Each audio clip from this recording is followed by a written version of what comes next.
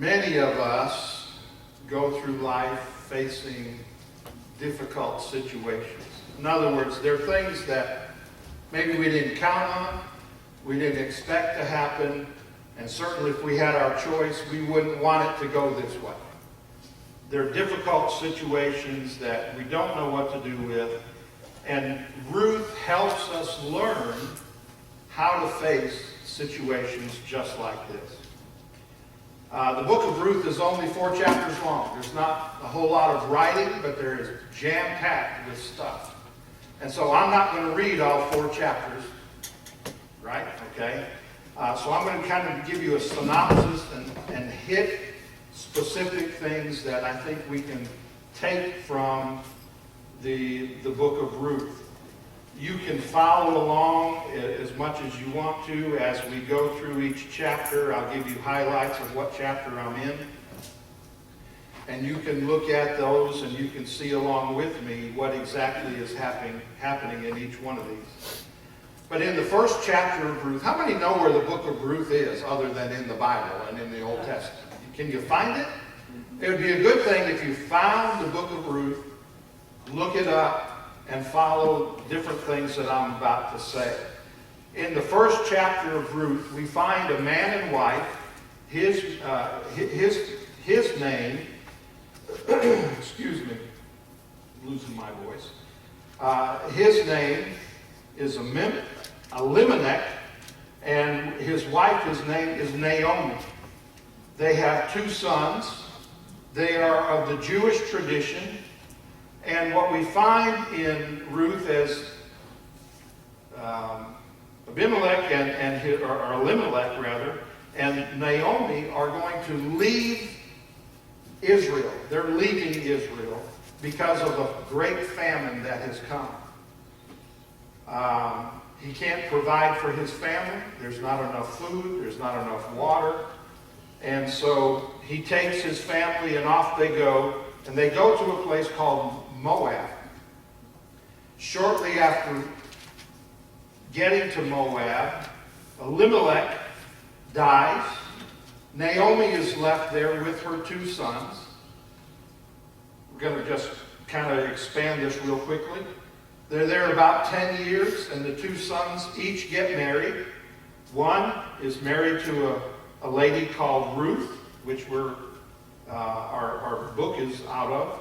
And the other son marries Orpah, not Oprah, but Orpah. Okay? Naomi, after this 10 years or so has gone by, and her sons now are married, they have children, and Naomi hears that the famine is over in Israel. So she's going to go back. Before she does that, the 2 sons die. Now she's left with only her 2 daughter-in-laws. And so she says to the daughter-in-law, she calls a family meeting, as it were, and she says, I'm going back to Israel, and you 2 need to stay here. This is your land. The Lord, or God, has looked down on me for disobeying, but I'm going to go back.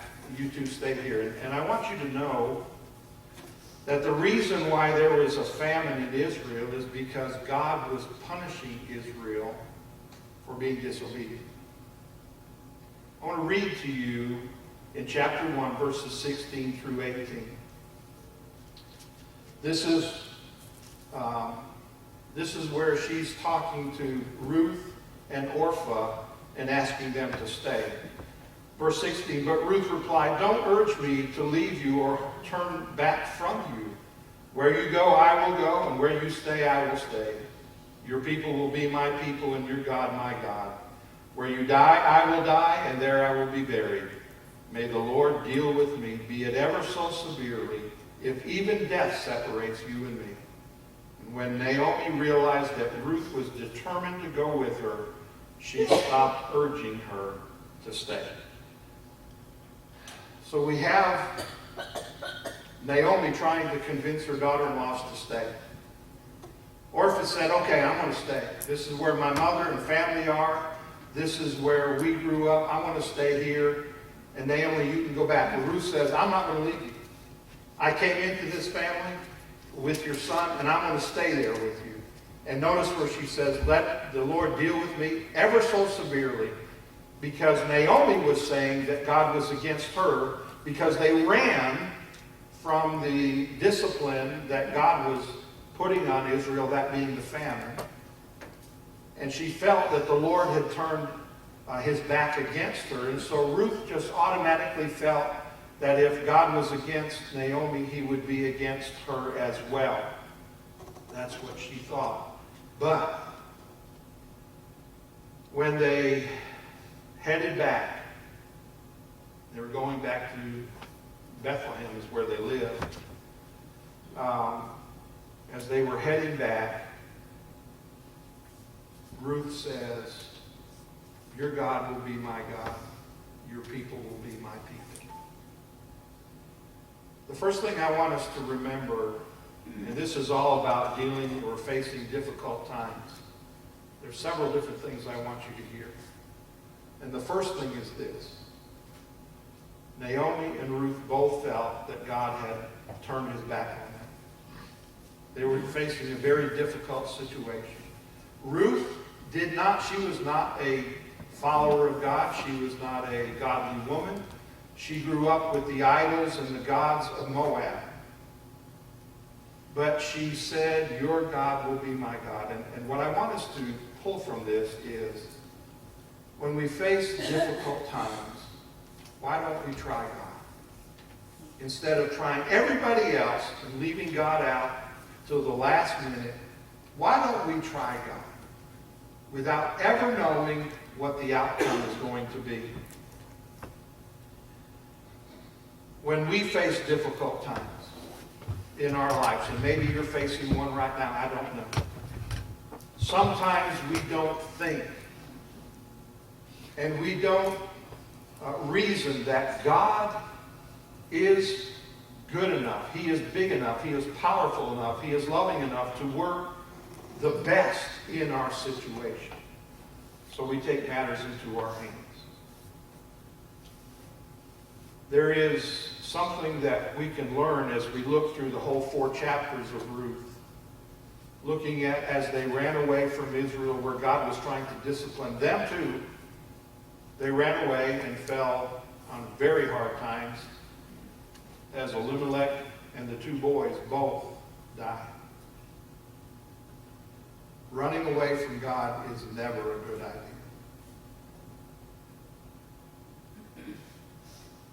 Trying to leave God out is never a good idea. I thought about this. I thought about this a lot, and being, not just being a pastor, but being a Christian. I would rather face a difficult situation with God than without him. How about you? Amen. Absolutely. No matter what we face, it's always better to face it with God.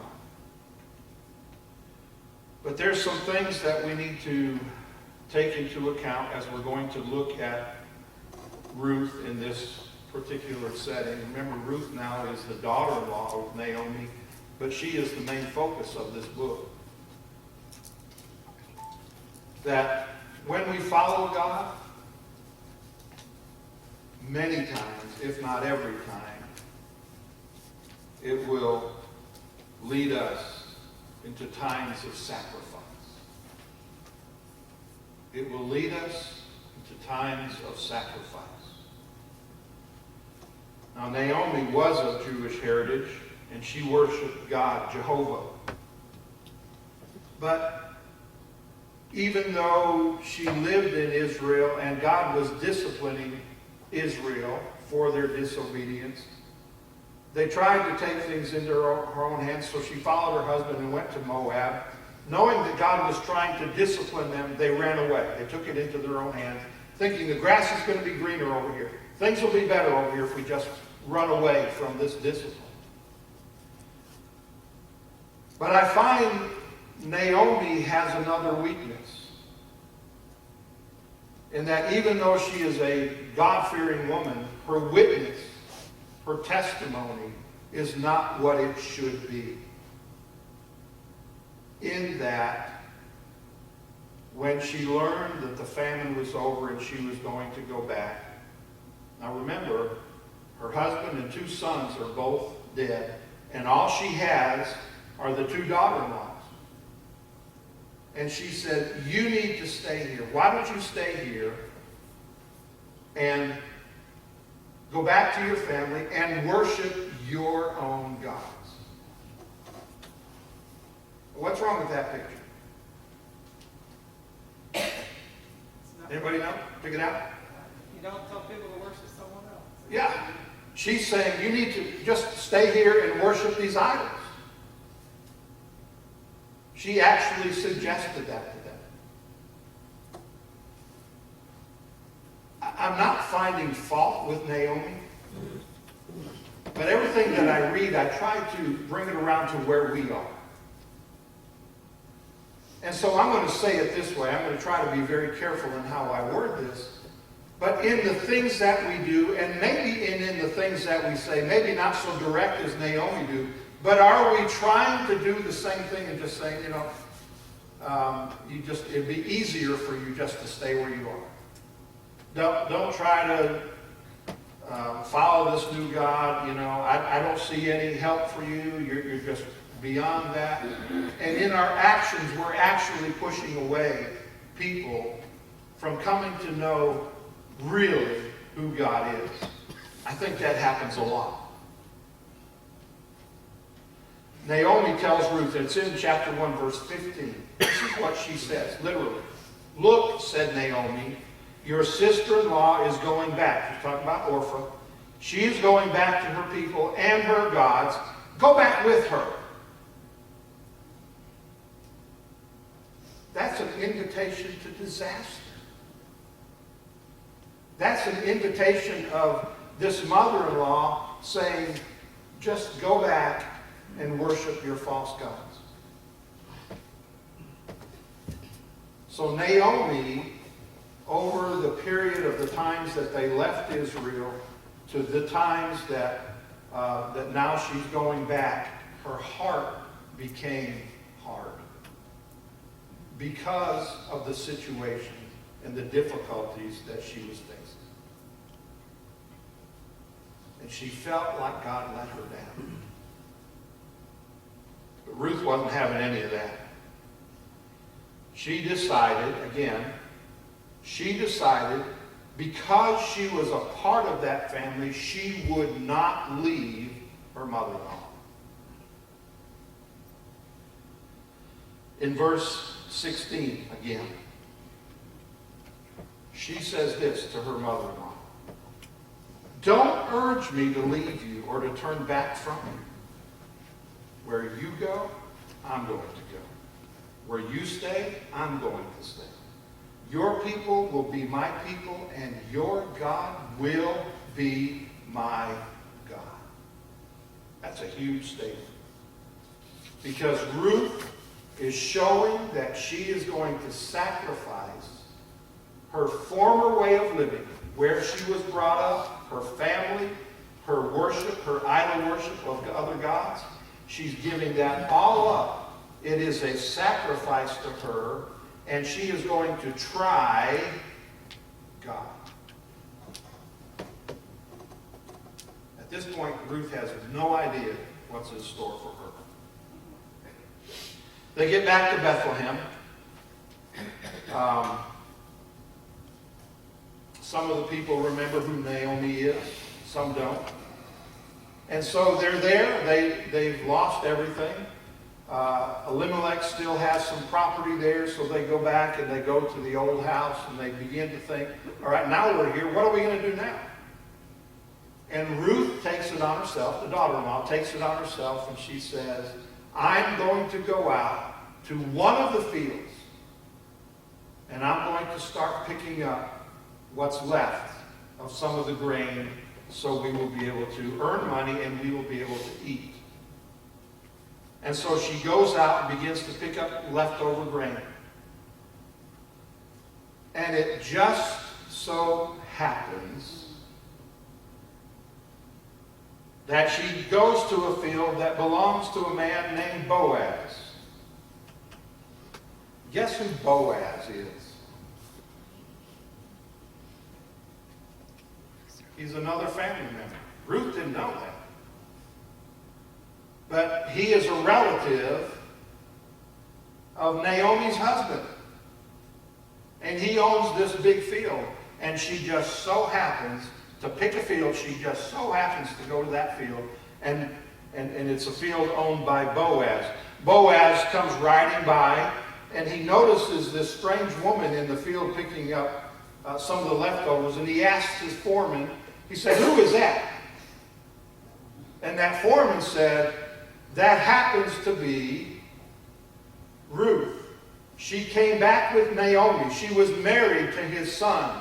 And when Naomi came back, she came back with him. And she has been working here since early morning, and it was already late in the afternoon."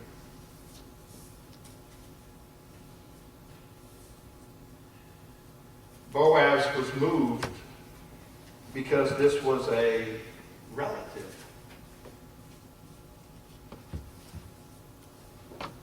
Traditions were different back then.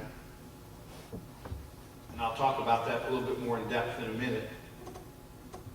But he had a feeling or a sense of responsibility because this was a part, by marriage, but a part of his family.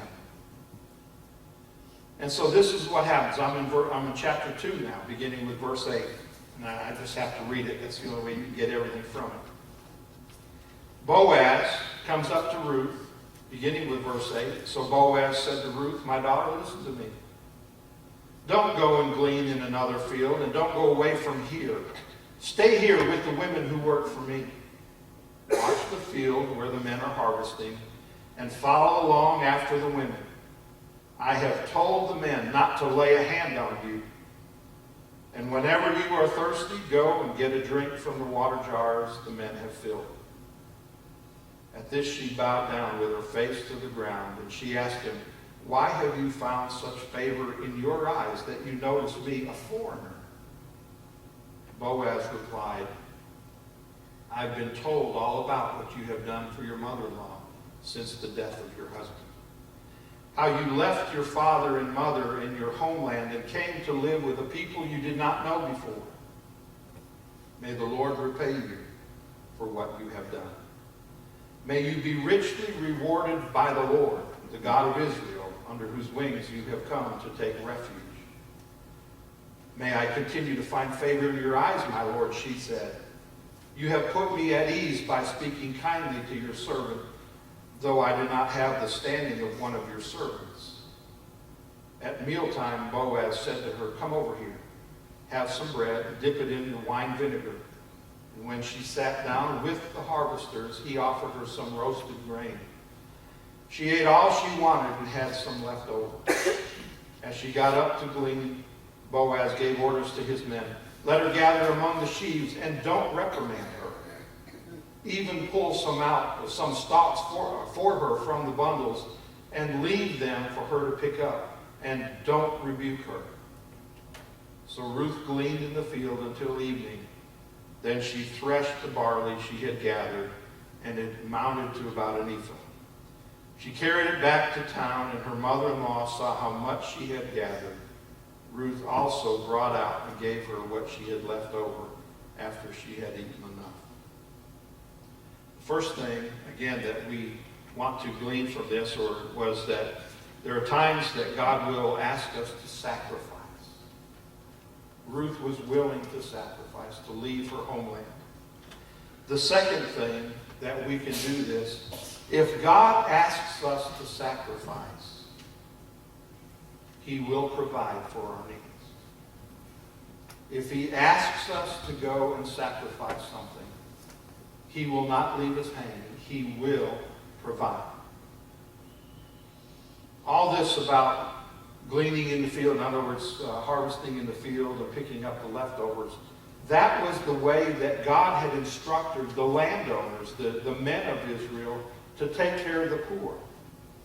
When the harvesters went through, they picked up the majority of things, but always left something And at the end of the day, or at a specific appointed time, then the poor would come through and pick up what was not harvested or not brought into the storehouse. And that's the way God had intended it to be. And so Ruth knew this, and so when she went out, she just wanted to go and pick up some extras. Happened to be a family member. He saw her, had mercy on her, and had her come in, and even instructed, as I read it, he instructed his men, he said, listen, pull some from you have harvested, pull some out and drop it and let her pick that up. The good stuff, not just the leftovers. And she did that. And she took it home. She took it home to Naomi.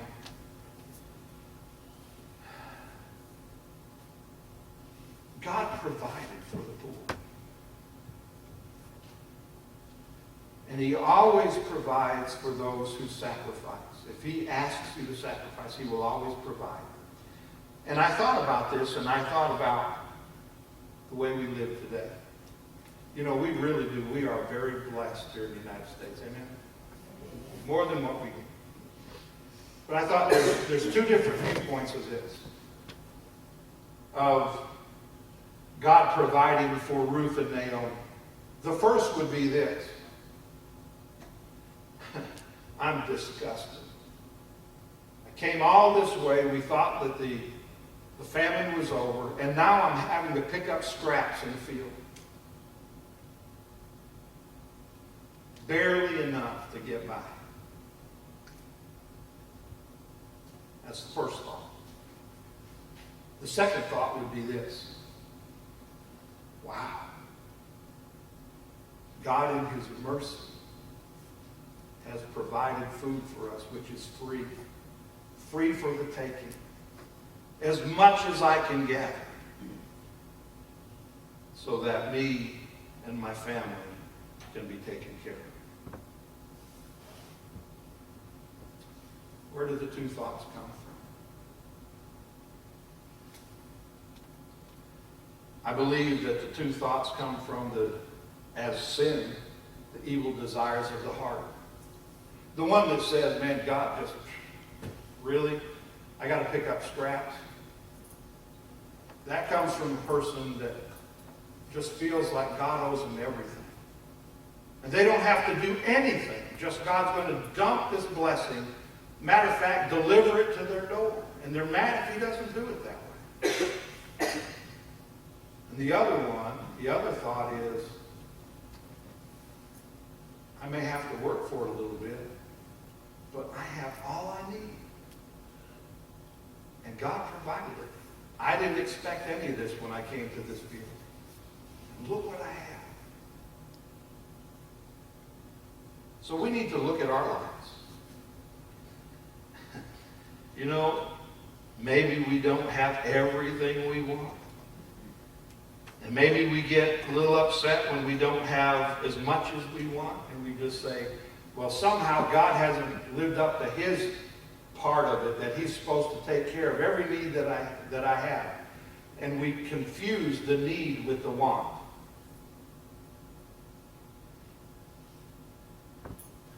And we get caught up feeling like that God hasn't given us as much as he's given somebody else.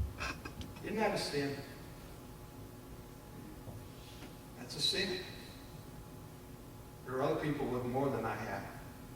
And I'm depending on God. And God is a God of plenty. He has everything. And he ought to give me that. No, he shouldn't. No. See, God wasn't done working with Ruth yet. She was trying out God. And he asked her to sacrifice. It was going to mean sacrifice, and she was willing to do that. And so Ruth comes home at the end of the day, and Naomi said, wow, look at all this stuff. Where did you get all that? She says, I went to a field. And I start picking up, which was the tradition, I start picking up the leftovers. And you know what? You never believe this, Naomi. But the guy that owns the field is named Boaz. You know anybody named Boaz? And Naomi is like, believe it or not, he is one of our kinsmen redeemers. That's a description I'm going to get into in just a minute. Which meant he is one of our relatives. He is one of our relatives. Not only did she say, look at all that I have, but this Boaz guy, it's awesome. He gave an order to the men not to harm me, not to touch me. As a matter of fact, he gave an order that they were to give me some of the good stuff that I can take home. Ruth is impressed with what God has done. Naomi, all of a sudden, has her eyes open, and she realizes that this man Boaz is really being merciful to her and to them.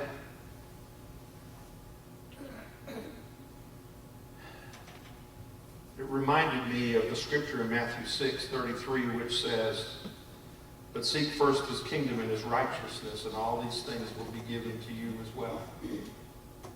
Remember that? You remember what Ruth said when she was leaving Moab? Your people will be my people. Where you stay, I'll stay. Your God will be my God. I'm going to sacrifice. I'm going to do it. I'm going to give God a try. And just that. Seek first God's kingdom. She wasn't looking for anything. Sought his kingdom and his righteousness. And she was given much. Which tells me, if we stay with the Lord and don't depart, he will provide.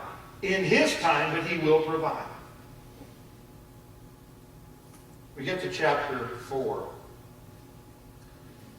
The middle of chapter 3 and chapter 4 talk a lot about the old traditions of what a kinsman redeemer really is, and the traditions of selling property and taking care of the family members who were left through death. So chapter 4 takes us to literally where this land that Naomi is living on now, which was owned by her late husband, Elimelech, and she's taking care of another family member now who is Ruth.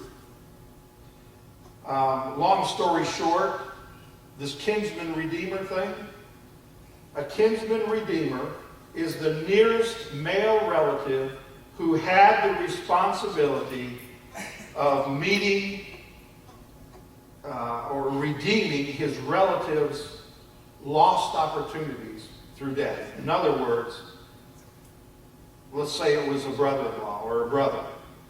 My brother died. I'm going to make sure his investments come through. I'm going to make sure his family is taken care of. I'm going to make sure he gets a good price. And there are several different requirements here. If the relative was a slave, the kinsman redeemer would buy his freedom. If the relative was forced to sell property because they weren't able to hold on to it anymore, the kinsman redeemer would buy the property and keep it in the family.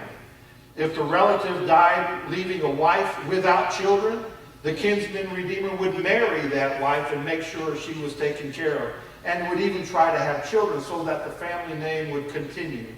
If the relative was murdered, the kinsman redeemer would be the one that would make sure justice was done, and they would find and punish the one who had murdered their family member. Those were the responsibilities of the kinsman redeemer. And we have here now a situation where this kinsman redeemer has this piece of property that was owned by Elimelech, and it's just sitting there. Naomi can't take care of it. She can't continue to keep up that property. And so there was one who was closer. This is in chapter 4. There was one who was closer than Boaz, and Boaz knew this, and so he said, will you buy the property? But remember, when you buy the property, you also get Naomi. And you get Ruth, who is the owner of the property, because it went down in heritage, or an heir, to the son, her husband. So if you buy the property, you get Ruth. And that kinsman redeemer said, I can't do that. I'm not willing to do that. And Boaz said, that's fine. I will. He was the next in line as a kinsman redeemer in closeness and relative. He said, Ruth, I will buy the property and I will take you as my wife. That's where we are. And so this man, this kinsman redeemer, whose name is Boaz, he marries Ruth. Just think about this a minute. I think about this several times this week. When Ruth left Moab, she didn't know God, Jehovah God. She knew an idol God. I don't believe that God spoke to her and said, you need to go to this field, or you need to get involved with Boaz. I believe God led her there. And many times we need to understand that God leads us through other people, through opportunities, through life. God puts us in situations that we need to look for his direction. And we see him there. And we see that Boaz has mercy and compassion on Ruth. And he is willing to sacrifice everything he has to buy this property and to take her as his wife. And they do have children, so that the name is carried forward.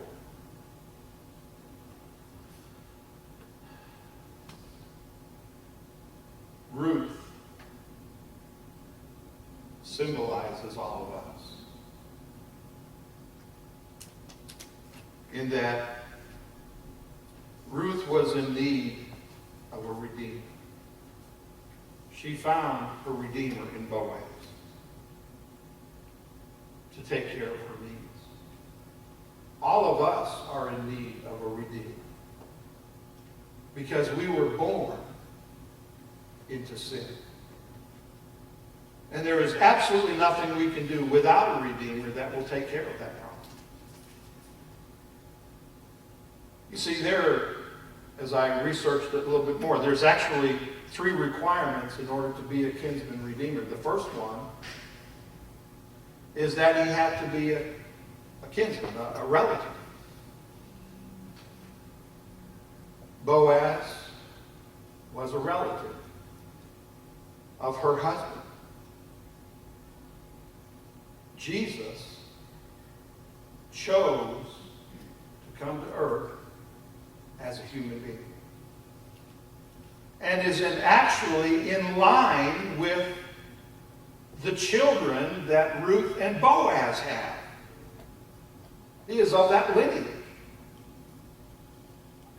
He is a relative. That's the first requirement. The second one, the kinsman redeemer had to be free from their own debt. Boaz was free from his debt, so he was able to purchase this new property and take Ruth as her wife. Jesus, what's our debt? Sin. The debt that we have to pay to sin. Jesus is free of that. He is the only one who has no sin. He is qualified to be our kinsman redeemer. The third quality is this. That kinsman redeemer not only had to be out of debt and be a relative, but he had to be able to pay the price. They had to be willing to pay the price.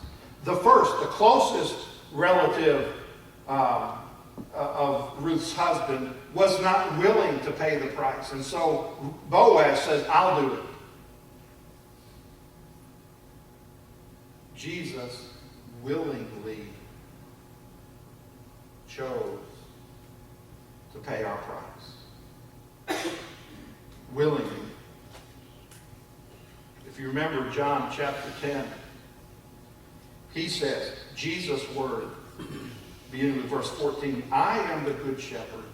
I know my sheep, and my sheep know me, just as the Father knows me, and I know the Father. And I lay down my life for the sheep.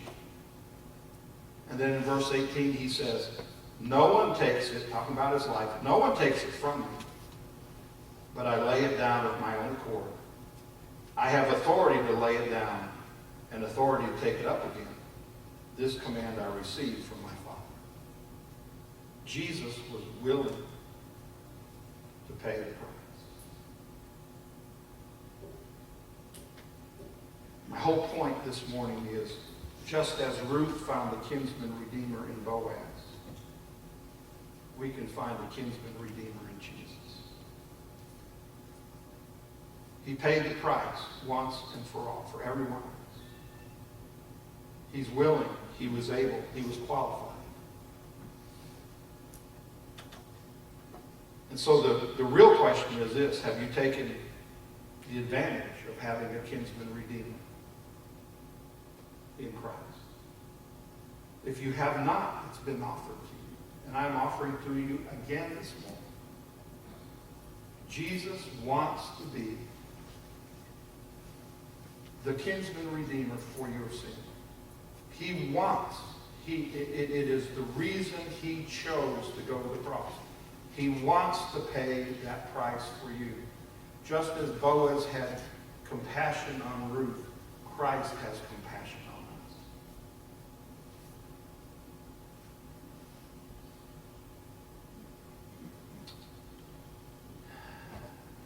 Maybe you're in your life and you're just in the beginning of your Christian walk, or maybe your understanding of what Christianity is. And you feel that as a Christian, you're just kind of picking up the scraps. You're really, yeah, I want to be a Christian, but, you know, there's got to be so much more. Jesus not only offered to be the kinsman redeemer of paying your debt, but he wants to offer you a brand new way of living like Boaz offered to Ruth. A brand new way. A life in Christ. He is the bridegroom waiting for us, the church, to become the bride. And it only happens through the blood of Christ. You see, that's your choice. I can't choose it for you. You can't choose it for me.